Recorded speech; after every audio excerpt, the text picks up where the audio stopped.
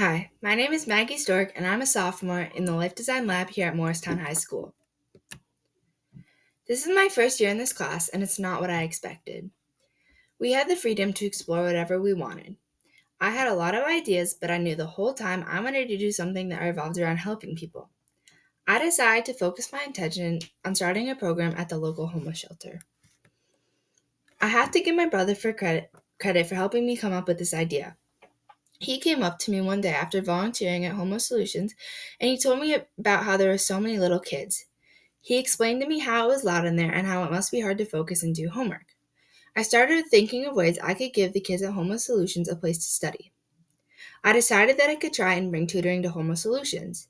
This is where kids from my high school can go and tutor the kids at Homeless Solutions. I found the head of volunteering's email and I emailed her an idea. This idea that I emailed her also stemmed from the problems that homeless kids were facing daily. Over 2.5 million kids in the American school system are homeless. Privacy laws protect the confidentiality of student records, including information about a student's housing situation. While you would like to think a teacher should be made aware of the needs of homeless students in order to provide appropriate support, there are legal and ethical considerations regarding this information. This prevents teachers from providing appropriate support. Homelessness often leads to disruptions in a child's education.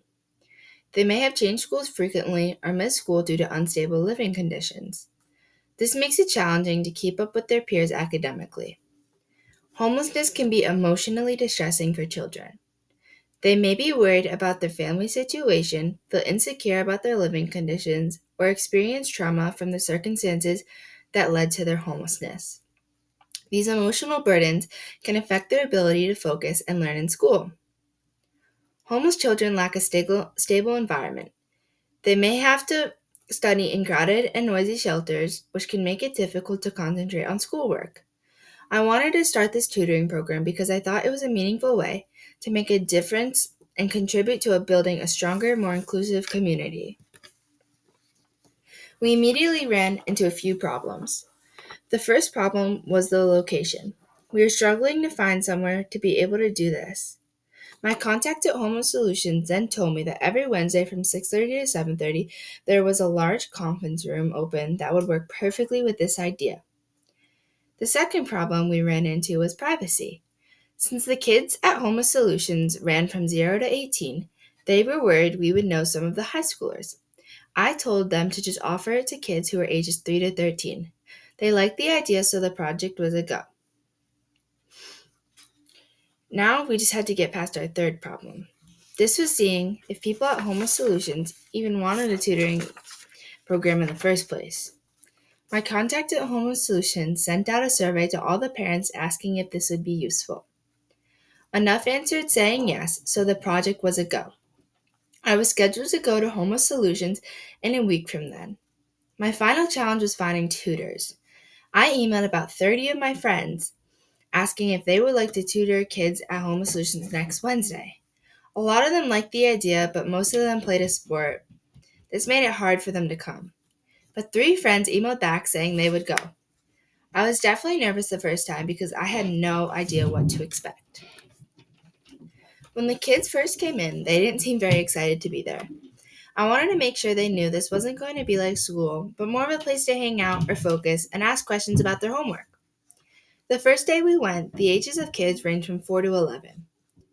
The hardest thing we had to do was math, but we figured it out, and the kid we were helping finished the whole packet.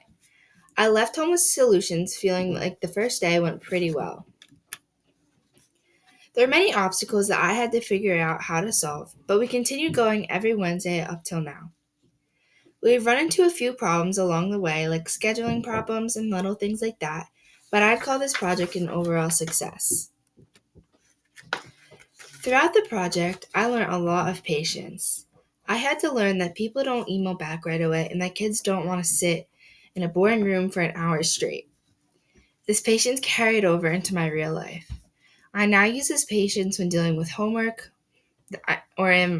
if I'm just struggling in school in general. It even helps me with my brothers. The next thing I learned was making connections is very important. Before this project, I was scared to go up to adults and ask questions about their jobs and things they do. But throughout the project, I got way better at that. For example, I reached out to a place called Co-Home, which is a home for adults with disabilities and adults without. I met them through this class because they presented at one of our critique nights. I'm now working with them to bring a social club to Morristown High School, and that never would have happened if I didn't reach out. I also learned how to be more confident because of the constant emails I had to send to adults who I didn't know at all. This helped me with my everyday public speaking.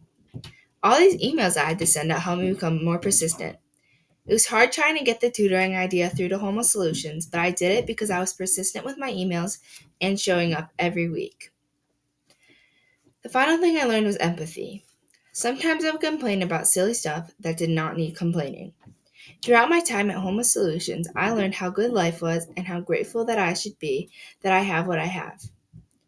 My mindset and empathy really changed when one of the kids came up to me and said, "I wish I had a normal life like you. I wish I had a home." Overall, this project has taught me many things that I will be using in my everyday life. Thank you.